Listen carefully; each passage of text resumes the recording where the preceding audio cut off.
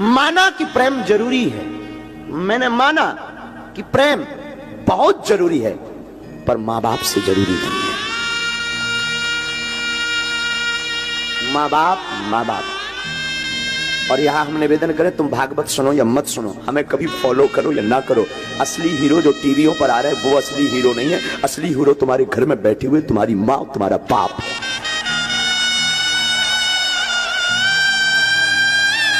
ये टीवियों पर आने वाले तो, अब हमारा मुंह बहुत खराब है, टीवियों पर आने वाले तो फूहड़ हैं, टीवी पर आने वाले तो ये तुम्हारे अंदर वासना भरते हैं,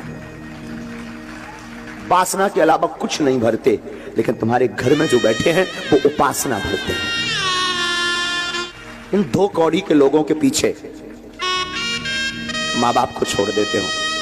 मां बाप इस धरती के भगवान है, मां बाप इस धरती के ईश्वर है, मां ममता की मूर्ति है।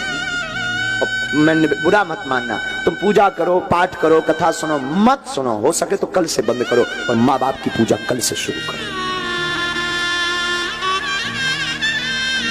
तुम पूजा कर पाओ, शायद ईश्वर तुम पर कृपा ना करे, तुम पूजा करो, शायद ईश्वर को स्वीकार ना हो, पर तुम मां बाप की पूजा करके देखना, मैं दावे के साथ कहता हूं वो जरूर सुनेगा।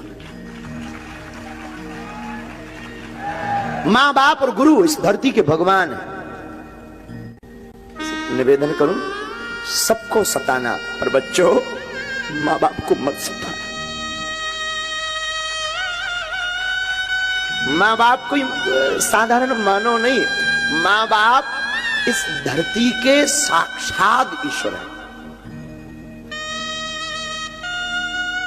तुम कितना गाली बकलो, बाप एक घड़ी बड़े निष्ठुर रहेंगे, पिताजी थोड़ा होते हैं कठोर कई बार, पर मां एकदम सरल।